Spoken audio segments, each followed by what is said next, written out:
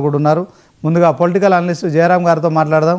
ఈ అంశంలో ఆయన ఏం మాట్లాడతారు? సో ఒకే పార్టీలో మరి మంత్రి వర్సెస్ డిసిసి అధ్యక్షుల మధ్య దీన్ని ఎట్లా చూస్తాం? ఇట్లాంటి గొడవల్ని చెప్పండి జయరాం గారు. Good afternoon. Very good afternoon. చెప్పండి సార్, ఎలా చూస్తారు? కాంగ్రెస్లో మరి అధికారంలోకి వచ్చి 2 ఏళ్ళు అయిన సందర్భంగా మంత్రుల మధ్య కావచ్చు, తర్వాత ఇప్పుడు తాజాగా డిసిసిల నియామకం తర్వాత కోమటిరెడ్డి వర్సెస్ కైలాష్ నేత మధ్య జరుగుతున్న పంచాయతీని ఎట్లా చూస్తాము? ఇదే క్రమంలో మరి పార్టీ వ్యవహారాలు ఖచ్చితంగా టీపీసీసీకి కానీ ఏఐసీసీకి కానీ ఫిర్యాదు చేయాల్సిన మంత్రి కోమటిరెడ్డి వెంకటరెడ్డి రేవంత్ రెడ్డికి లేఖ రాయడాన్ని మీరు ఎట్లా చూస్తారో ఏం చెప్తారు? మీకు ప్యానల్లో ఉన్న మిత్రులకు 99 న్యూస్ ప్రేక్షకులకు మరొకసారి నమస్కారాలు. శ్రీనివాస్ గారు, ఒకటి మనం ఆలోచించాల్సింది ఏంటంటే, జనరల్గా అన్ని రాజకీయ పార్టీలలో మాట్లాడుతుంటారు. కొంత ఇబ్బందికరమైన అంశాలు ఏదైనా ఉన్నట్టు అయితే ఇంటర్నల్గా వాళ్ళు చర్చ పెట్టుకుంటుంటారు. అది సర్దుమణుగుతుంటాయి. ఏదో ఒక స్టేజ్లో డెఫినెట్గా సర్దుమణుగుతుంది. దాని అధిష్టానం కూడా, నాయకులు కూడా ఏమంటారంటే, టీ కప్లో తుఫాన్ లాంటిది, ఇది పెద్దగా మనం పట్టించుకోవాల్సిన పర్లేదు, మా ఇంటర్నల్ విషయాలు సర్దుమణుగుతాయని చెప్తుంటారు. వాస్తవంగా అలానే జరుగుతుంది. కానీ కాంగ్రెస్ అనేసరికి ఇక్కడ డెమోక్రసీ ఎక్కువగా ఉండటం వల్ల ఇది చిలికి గాలివానగా మారవచ్చు, లేదంటే టీ కప్లో తుఫాన్ లాగా కూడా జరగవచ్చు. ఎప్పుడు ఏదో స్టేజ్లో సర్దుమణుగొచ్చు కూడా, ఏదైనా జరగవచ్చు. That is the beauty of Congress. Congress లోపల సీఎంకు ఏ లెవెల్లో మాట్లాడతాడో, ఈవెన్ సామాన్యమైన కార్యకర్త కూడా అదే మాట్లాడతాడు. మా దగ్గర ఇలాంటి బేషుజాలు లేవనేది దాన్ని గర్వంగా కాంగ్రెస్ నాయకులు చెప్పుకుంటారు. సో అది అభినందించాల్సిందే. కానీ ఇక్కడ జరుగుతున్న విషయాలు ఏంటంటే, ఎవరు నమ్మినా నమ్మకున్నా ఏదేమైనా కూడా మన కైలాస్ నేత నాకు తెలిసి పద్మశాలి అనేది నాకు తెలుసు, సబ్జెక్టు కరెక్షన్. సో ఇక్కడ రెడ్డిలకు పద్మశాలిలకు కొంత బీసీలకు, రెడ్డిలకు పద్మశాలకు కంటే బీసీలకు రెడ్డిలకు కొంత గ్యాప్ అనేది ఏర్పడుతుంది. బీసీ ఉద్యమాల ద్వారా కావచ్చు, లేకపోతే బీసీకి సంబంధించిన రిజర్వేషన్ ద్వారా కావచ్చు, ఇట్లా కొంత గ్యాప్ అయితే కాంగ్రెస్లో ఏర్పడింది. అది రేవంత్ చేయబట్టి ఇది తప్పుల తడకలాగా ఉంది, అటుపోయి ఏదో ఇబ్బందికరంగా ఉంది అన్న విధంగా బీసీలలో ఒక అసంతృప్తి, బీసీ నేతలలో అసంతృప్తి, బీసీ సంఘాలలో కూడా అసంతృప్తి నేతలలో కూడా ఉంది. సో అది ఇక్కడ క్లియర్గా ఏంటంటే, కోమటిరెడ్డి వెంకటరెడ్డికి ప్లస్ కైలాష్ నేత జరిగిన అంశం. ఇది వాస్తవికంగా చెప్పాలంటే టీపీసీసీ అధ్యక్షుల దగ్గరికి వెళ్ళాలి, చెప్పాలి. మళ్ళీ అక్కడ కూడా బీసీ నేతనే, ఆడ బీసీ నేతనే. ఆయనకు ఆడకత్తర్లో చిక్కిన పొగశక్కలాగా ఉంటుంది అనుకున్నాడు. లేకపోతే బీసీల దగ్గరికి పోతే మళ్ళీ ఇక్కడ ఏమైనా ఇబ్బంది అవుతుంది అని చెప్పేసి మళ్ళీ రెడ్డి ఇంకో రెడ్డి దగ్గరికి పోయినా అనేది ఇక్కడ అంశం. అంటే ఎప్పుడు కూడా నేను ఇంతకుముందు చెప్పినట్టుగా భారతదేశము నిర్మించబడింది కులాల మీద మాత్రమే. మరి భారతదేశ రాజకీయ చరిత్ర కూడా కులాల మీద నిర్మించబడింది. ఇక్కడ కులం అనేది రాజకీయాలలో చాలా కీలకము. ఆ కులానికి పరమైన అంశాలు, కులానికి గల సెక్యూరిటీ, కులం అనుకున్న దాని మీదనే ఉంది. సో ఇది భారతదేశ పునాదులే కులం మీద నిర్మించబడ్డది. ఒక మాట చెప్పాలంటే రాజకీయాలు కాదు, భారతదేశ చరిత్రనే కులం మీద నిర్మించబడ్డది.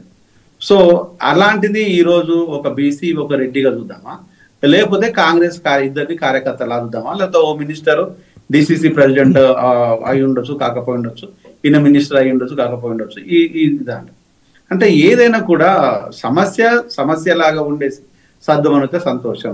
ఇది లేదు, ఇది మా ఇంటర్నల్ గా విషయము, ఇది పబ్లిక్ లో డిస్కషన్ అంటే మీరు మాట్లాడుకున్నంత సేపే ఇంటర్నల్, రోడ్ ఎక్కితే ఇది పబ్లిక్. కానీ ఇది ఇంటర్నల్ అవ్వదు. నేను కవిత బీఆర్ఎస్ అంశాల్లో కూడా అదే చెప్పాను. చాలా వరకు వాళ్ళు ఏం చెప్పిందంటే, ఇది మా ఇంటర్నల్ విషయం, ఇంటర్నల్ విషయం మీరు అనుకుంటున్నారు.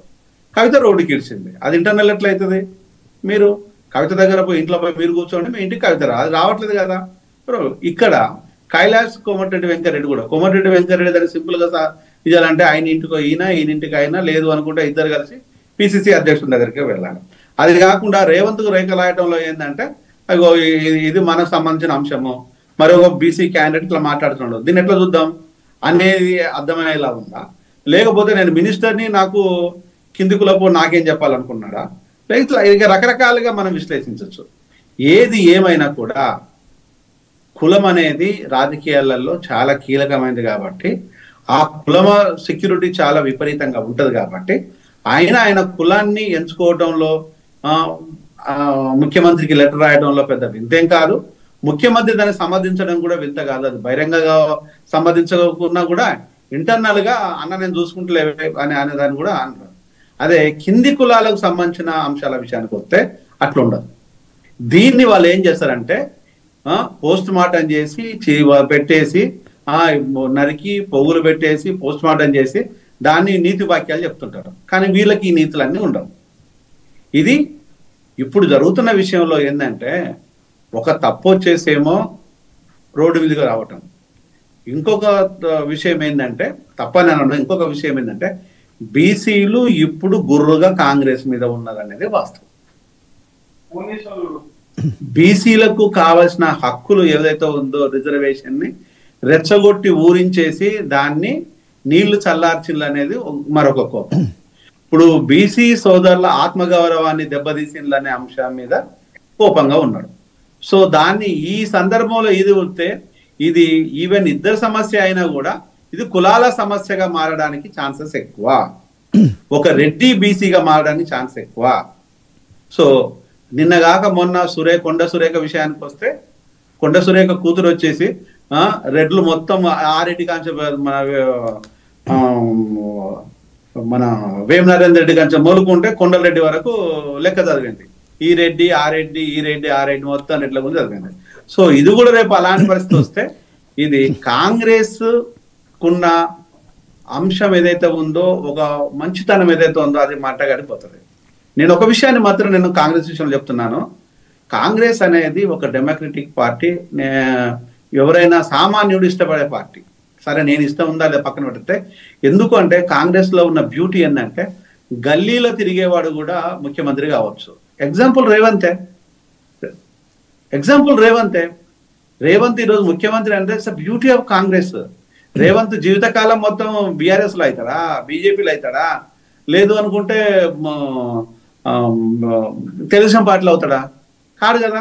అది కాంగ్రెస్ కున్న బ్యూటీ. ఇప్పుడు రేవంత్ ఏం చేస్తుండే, ఎస్సీ బీసీ లీడర్లు ఎదగొద్దంటే కాంగ్రెస్ ను చంపేయాలి, ఎస్సీ బీసీ లీడర్లు రానున్న రోజులలో బలమైన నాయకత్వంగా ఉండొద్దంటే కాంగ్రెస్ నే నామరూపాలు చెయ్యాలి అనే విధంగా నీ ప్రవర్తన ఉంది తప్పితే నువ్వు కాంగ్రెస్ ను కాపాడుతున్నట్టు మాత్రం రేవంత్ లేదు.